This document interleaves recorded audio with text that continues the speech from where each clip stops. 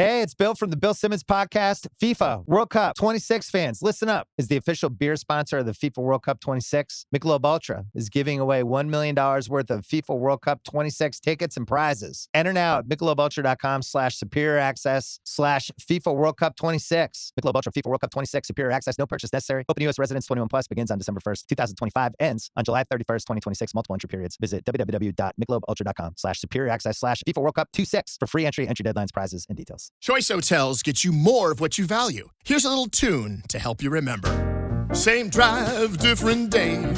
Don't you wish you were getting away? Pack your bags and come on through. Texas, Ohio, Alaska, we're up there too. Comfort Inn, it's calling your name. Save on the stay. Oh, and free waffles are yours to claim. Well, I hope you like my little song. Book direct at choicehotels.com. This summer, serve up the cookout classics, Kraft mayo and dressing. Toss green salads with delicious ranch dressing or zesty Italian. Serve smooth, craveably creamy potato salads with mayo. We all know it's not a cookout without Kraft. I don't believe in paying athletes. Those are the rather startling words from the IOC President Kirsty Coventry. Is she right? Or is it time for the Olympics to get with the sports programme? I'm Michael. And I'm John, and this is Anything But Footy, the Olympic and Paralympic sport podcast. We talk about the Olympics and the Paralympics all the time, not once every 4 years. Now, the Olympic Games is currently in a process of ensuring it is, in inverted commas, fit for the future. Quite apt. Coming up, we'll aim to look back and behind those awful headlines that we saw about not paying athletes. I'm Greg Rutherford, Olympic, Commonwealth, European and world champion in the long jump. The comments that Kirsty made were really ill-informed. It's not the right time to be saying that, especially when you have things like the enhanced games, etc. going on. And as the Northern Olympics gathers pace, we've the latest reaction to Michael's initial Paralympic and Olympic plans. And in our usual news from the Games, an Aussie competing for Team England. Yeah, we round up some of the Glasgow 2026 team announcements. This is Anything But Footy. You should download, listen and follow. We are gearing up for Glasgow. We are looking ahead to LA. So the headlines for IOC President Kirsty Coventry have been stark and they've been widespread. And the reason? These comments. I don't believe in paying athletes, and I come from a small country. I came from a sport that doesn't necessarily pay athletes very well, and I still don't believe we should be paying athletes at the Olympic Games.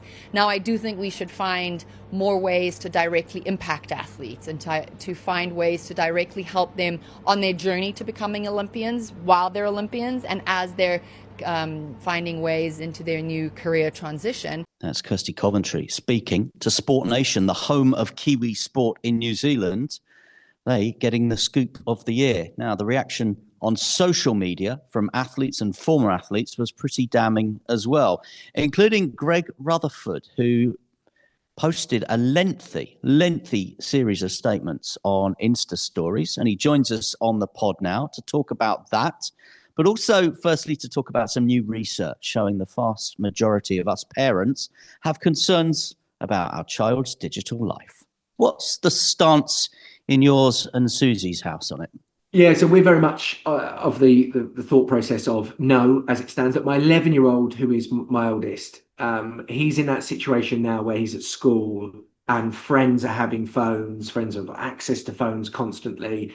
And he is asking the questions. He's saying, when I would like one, telling me that he needs one, of course, which I'm very much of the opinion that he doesn't need a phone. And it's one of those where I'm trying to push it for as long as I possibly can, where he doesn't have a phone, because I think for him, he doesn't need one. And I think deep down, he knows he doesn't need one, really. But I appreciate there are the pressures that he feels to fit in, which is a big part of it. And I know that other parents feel that pressure as well. You never want to feel like your child is the one that's left out or feels different because they don't have something. But equally, I think we all know about the pressures and the stresses and the issues that can also come from being on things like even just a mobile phone, but social media that comes with it, messaging groups, be that via WhatsApp or text message groups, etc. I've seen firsthand through some of his friends that the issues that can arise from that, and I don't want my children currently to have access to that. I know eventually it will happen, of course, but at the moment he's 11. The others are obviously younger, so there's absolutely no conversation there. But for him, it's voicing my concerns, helping him understand that he probably doesn't need one, as he doesn't, and maintaining that for as long as I possibly can. And it's an opinion that you and Susie have come to based on research and evidence, isn't it? As well as obviously that gut feeling that every mother and father has about their kids. Yeah, big time. Look, I'm working with Uswitch at the moment, and they've spoken to a lot of parents about this, and it's come out with some genuinely worrying stats. I mean, one of which being that for the parents that have already given out smartphones to their children, sort of over a quarter of them felt pressured to do so because of saying what we were talking about, them feeling like their child would be left out, rather than thinking about the overall concerns they might have. It's more like, right, do you know what? I don't want them to feel left out. I'll let them have it. So they're feeling that those pressures, and the numbers of parents are saying now that the biggest argument base in the house stems from screen time, stems from having devices. It's a huge part of everybody's life, but it also has a side to it which can cause real problems for a lot of people and a lot of stress as well. And say, I think probably as Milo gets slightly older, as my eldest boy, and then the others are coming through as well, and they're going to start asking the same questions, it will start becoming difficult. And I think a big problem that a lot of parents do have when they have multiple children is when the first one gets one, then the others then want to follow suit as well. So it's such a difficult thing to navigate, and there's no one size fits all. It's not saying there is a set age, a set time to do it. I think there is a big individual side of it, but it's equally having the tools in place to make sure if you have made that decision. There'll be people listening now think that, oh, the cat's already out of the bag, I've already given my child a phone. Probably a lot, and we've got to be honest here, we don't fully understand how these phones work. We don't understand the safety features that are there.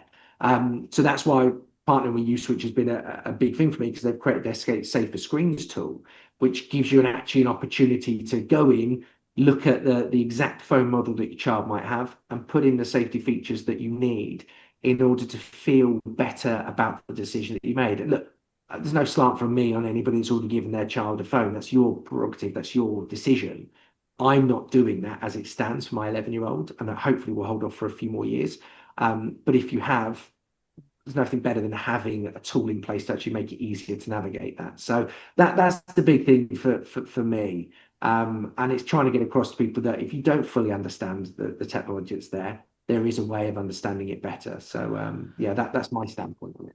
We'll put the details for Uswitch on this podcast so people can check that out. But we can't let you go, Greg, without talking to you about IOC President Kirsty Coventry saying, "I don't believe in paying athletes." What was your reaction to that? I think you guys may realise that I have a very different stance on that side of things. Look, I said it last week when I was talking about the matter. Look, without the athletes, you don't have the games, you don't have the billions. When I appreciate some people look at it from the point of view of it's grown from an amateur style of sport, etc., etc. That's all well and good. It is so far removed from that now. It is a professional. They are generally professionalized sports with athletes that give all of their time. They work it as a full-time job.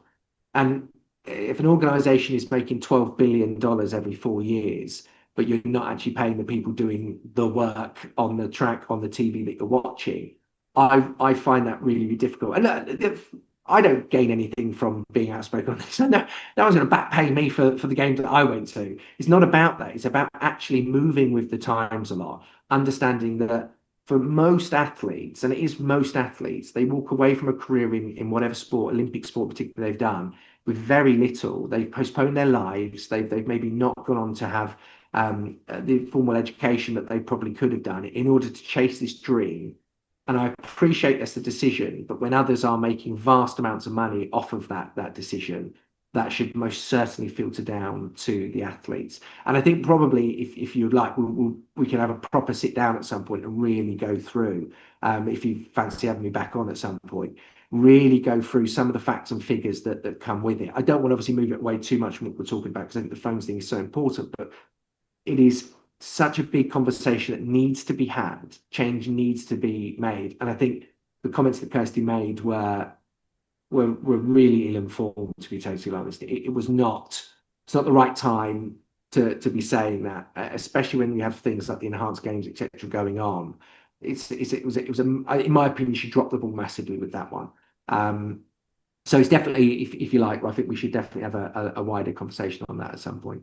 We absolutely will. One quick follow-up on that then. Is it about giving athletes prize money, or is it about giving them more commercial opportunities on the field of play during and around the Olympics, or a bit of both? What's the potential solution? I think it's absolutely. Look, I don't think anybody's expecting the IOC to make all of the athletes that turn up to Olympic Games millionaires and sit wealthy for the rest of their lives. It's not about that. It's about some level of support going back into what creates the brand and the product. That's the big thing. And I appreciate Kirsty's now come out and said something along the lines of, well, no, I meant prize money. I mean, there's been no talk of any form of appearance backing at all. And again, we can at some point get into the real depths of this. But I also see zero issue with prize money for athletes. I definitely think they should be supported if you make a games. And I think every athlete and person with any form of sense in the world has an issue with Rule 40. So from that point of view, I think there is an awful lot to unpack there. And I would like to believe from the response that I'm seeing, there is going to be eventual change, I think. Well, Greg Rutherford with Uswitch, thank you very much for your time. And we will speak at length about this on an episode of Anything But Footy very soon. Thank you very much for your time today. Thanks, chaps. Really appreciate it. And fellow Olympic champion Matt Richards also said on LinkedIn, I've spoken to hundreds of athletes at every level. The story is almost the same. Underpaid, undervalued, and no idea how to change it. That's exactly the mission I set out to tackle when founding Sponsor, which, of course, you will have heard if you listen to one of our episodes with Matt Richards of Great British Bosses. The Olympic world needs to become more professional, he says, as you can't be a part-time athlete anymore. The cash behind it still hasn't moved on. And I do think there's an element of that where the governing bodies of the sports, like the IOC, World Aquatics, etc., need to work with their athletes to move that on, and to find ways to make the sports more commercial, more of a spectacle, and therefore more cash available to go to those athletes and support them on that journey. So that is Matt Richards speaking to us recently on Great British Bosses, and doubled down on that, as we've said, on his social media recently. But the question we're going to ask is, did the IOC President Kirsty Coventry really mean what she said? But afterwards, she issued a further statement saying that her mistake in this clarification was that she was talking not about prize money, and that the support for athletes was and is her number one priority. The headline has gone around the world. You've listened to the whole interview. Discuss. Yeah, I think she was really clear in the clarification that what she was talking was, I don't agree with prize money. But what she said was, I don't agree with paying athletes. And they are different things. And unfortunately, the headline is the right headline because she did say it. And I quite like the fact that she's owned up to it. She said, lesson learned, my mistake. And I do think sometimes we're too eager now in a world of social media where you can smack something with your fingers and put something out there and get someone to resign or quit over a mistake.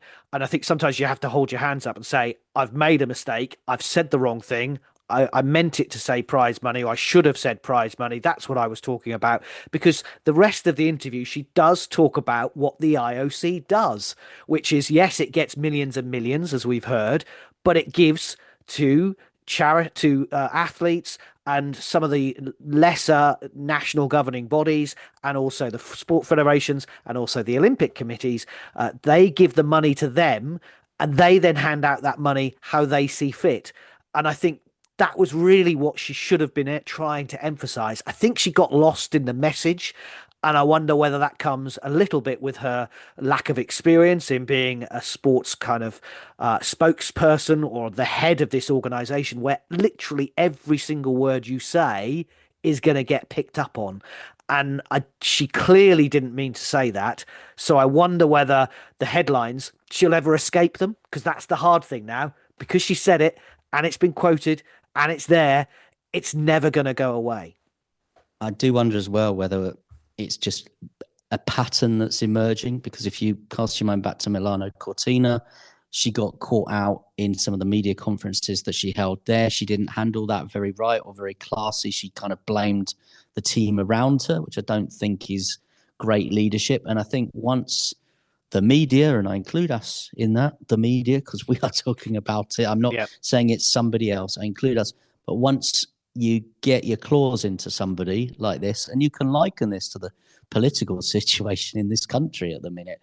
Once the media has got its claws into Keir Starmer, once the media has got its claws into Kirsty Coventry, they're kind of not going to let go unless there is a massive turnaround in fortunes or they get the scalp that they want. And I just feel at the minute this is a bit of a pattern that is building on Kirsty Coventry, and this is just the latest gaffe, misstep, whatever you want to call it, but it's just another little stick to beat her with. In some ways, it's quite refreshing that she's come in and she's looking at everything. You talked about fit for the future, and that will happen over the next few weeks. We're going to hear a few more details about the plans to make sure that, as she keeps saying, athletes are my number one priority. But also, as a head of an organisation, you've got to be accountable. You can't make mistake after mistake after mistake. I think you're right. I think it's early days. She's held her hands up. Hopefully, she can learn from this and move forward and realise that it isn't that ultimately anyone else's responsibility. It is her. She is the head of this organisation. She's this organisation that's gone for 120 years, and it wants to be fit for the future. It wants to still be here in 100 years' time. Well, then ultimately, you asked, do they have to get with the sport programme?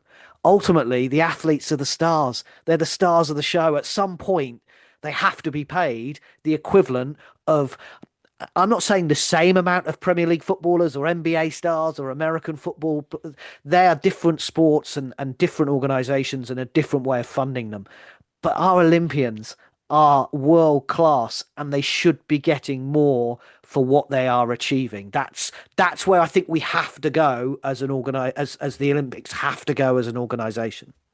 Yeah, we've got an episode of the podcast going to be coming up for you in the next couple of weeks with Team GB sprinter Daryl Neater. It'll be interesting to hear her views on this. We would love to hear from you. We know we've got lots of athletes and lots of people in the administration of sport that listen to this podcast. We know that there's lots of fans of the Olympics and the Paralympics, and this is an even bigger question, I think, for the Paralympic movement about how you continue to fund that level of sport as well, which again is elite sport, and the athletes just don't get rewarded for us.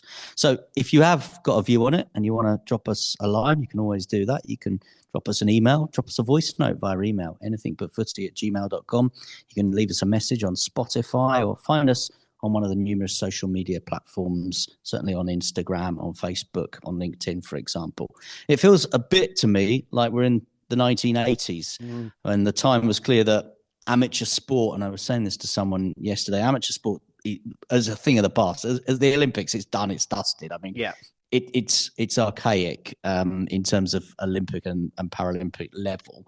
But the games welcomed the world's best players and the best performers back in the day. Now's the time maybe to move the Olympics on and change that unique way that it's funded. Share the love, if you like, for the people that are essentially the stars of a very big TV show for the most part. And as I said, no doubt this will come up. As Michael said, the headline writers will want more of them. The IOC Executive Board will be meeting in the next week, all ahead of this big 146th IOC session later on in June, which takes place in Lausanne at the end of June. There will be a news conference next week, so we'll bring you the latest from that, of course, when we have it. John loves these IOC meetings. I mean, it's why we're a good team, because personally, if I never go to an IOC press briefing ever again, it will be too soon. But I know you love them. I love them. So John will make sure that you hear what you need to hear from that. I'll be doing something else. You'll be talking about opening ceremonies, which I love and you don't. This is Anything But Footy. Talking about opening ceremonies, the Northern Olympics. The focus continues. I have the latest updates and some feedback, plus our news from the games next. LinkedIn Hiring Pro can't predict the future, but it can help you feel confident about future hires. Because Hiring Pro combines real-time insights and candidate data from the LinkedIn network with the criteria you've set for your role to deliver you a list of top-fit candidates. Businesses who use LinkedIn are 24% less likely to reopen a role in the next 12 months. Hire right the first time with LinkedIn Hiring Pro. Post a free job today at linkedin.com/quality. We talk about the Olympics and the Paralympics all the time. This is Anything But Footy, and Michael's exceptional work on the Northern Olympics in the 2040s. The venues, the locations, the issues that are surrounding it, all on his brilliant blogs. If you have read them, they're on our website. Make sure you check them out. And the AI enhanced pictures as well. He had great fun putting those together. They've been grabbing the attention, though, of the great and good of the sporting world, Michael. Yeah, I think I'm more proud of this than I am my own children. I've got to be honest with you. Anythingbutfooty.com, go to the website, click the blogs page, and we've got what we've called Handy for Nandy. So we've put a couple of plans together, one for the Olympic Games, one for the Paralympic Games. And I had great fun on AI, just imagining. So we have sort of updated them as we talked about them a bit and got a little bit of feedback. For example, beach volleyball. I mean, we saw it under the Eiffel Tower. Let's put it under the Blackpool Tower. You can see what that might look like with an AI image on the beach in Blackpool. Much better than Leeds. No disrespect to Leeds. and we basically looked at our venue plan, and we've talked about this on the podcast before, and we've imagined some of the images for it as well. I guess the important thing to say is that UK Sport have now got to do basically a study before the study, if that makes sense. I think they're going to probably not take it all from my blog. Well, they might have a little look at the blog. Hang on. Hasn't the government had previous? What was it called? The dodgy dossier with the. Where did you get this information from? I found it online. Care of Michael Waydock. So they're going to have a look at lots of different things that you need to bring an Olympic Games together. We've imagined the venues. I mean, you've got to look at things like accommodation, hotel rooms, security, transport, media facilities, connectivity, so much more that goes into putting an Olympic and a Paralympic Games on that they will need to look at. But it's a bit of fun. I think, though, it's an intelligent bit of fun, which is not a word I usually use about myself. But I actually do think on the basis of it, it's quite a workable plan. Doesn't involve building any major new facilities. Certainly if they widen from what they call the Great North into maybe the East Midlands and the West Midlands, I think if they just go with the Great North, the Manchester-Liverpool M62 corridor, there's going to be an issue what to do with the athletic stadium. We know that, we've talked about that. But then there's got to be a couple of big ticket items built, things like slalom canoe courses, rowing lakes that might need being built as well. So that's where I've included the Midlands. Looking long term, who knows whether they will go with some of my ideas or not. Yeah, we had a few bits of reaction on Spotify, didn't we? That people would say, well, the Midlands is definitely not the North. Well, I mean, it isn't the North from where you are in the country because you are the North. For me, down here in the Southeast, it definitely is the North. But I think that's the thing that hopefully this review, as you say, the report will work out. But we've said it on the last podcast and we will say it again. The issue will be the Olympic Stadium and the Athletic Stadium. And unfortunately, we've seen it. And West Ham have now been relegated. They're going to pay less money, even less money, to be in that stadium week in, week out next season in the football because of the deal that was done after London 2012. We've talked about what happened with the Manchester City Stadium after the Commonwealth Games in Manchester in the early noughties. We have to learn from it. We have to get better at working out the best way of doing this. And there is the home of British athletics in this country with a stadium that is there to be developed. It just happens to be in Birmingham. Totally agree with everything you say. And I'm not sure that football clubs like Manchester United or Leeds United, who might want to repeat the magic trick that Manchester City pulled off with the City of Manchester Stadium, now the Etihad Stadium, I'm not sure they're going to be willing to wait for the 2040s, which they would need to do for this to work. So I think that is, as you say, the biggest conundrum. But that is why the great minds are going to be having the report before the report and the study and then the bid. And hopefully they'll be talking to you as well. Check out the website for the Olympics and Paralympics plans for the North of England 2040 Games. It's well worth having a look. On to our news from the Games, a roundup of all things Olympics and Paralympics, all the sports news you need to know. 23 sports, 4,480 para-athletes will compete in the biggest Paralympic Games ever, coming to Los Angeles in 2028.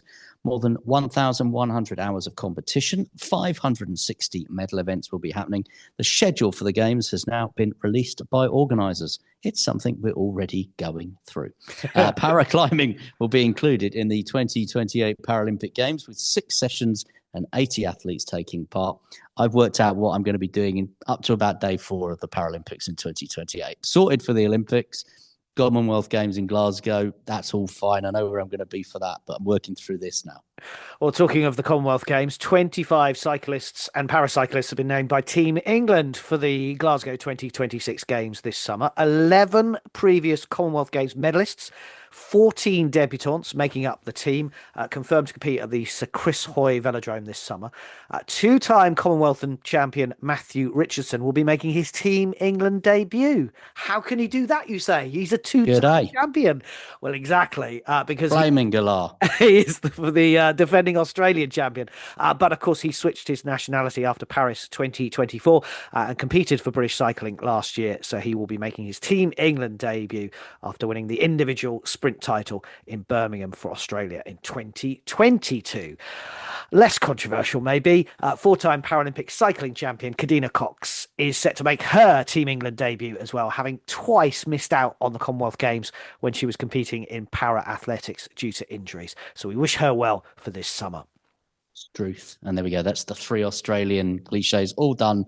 If you are listening to us in Australia, I apologise. Now, Charlie Tamfield, as we continue with this Team England cycling announcement, set for his 3rd appearance as part of the men's endurance squad, having won gold and 2 silvers already. Ethan Vernon also returns after winning Team Pursuit silver alongside Tanfield at both the 2022 Commonwealths and the 2024 Olympic Games. 2-time world champion Josie Knight, Maddie Leach and Sophie Lewis all return for the women's endurance team. Well, for hosts Team Scotland, there have been a flurry of announcements ahead of Glasgow. 9 gymnasts selected in total, including Gold Coast 2018 bronze medalist Hamish Carter, who returns for a 3rd Games. And Duncan Scott and fellow Olympian Katie Shanahan are among 25 Scottish swimmers named for the Games next month, Michael. It's next month now. It's not later on this summer. It is next month. And I know what nights I'm going to be at Tollcross.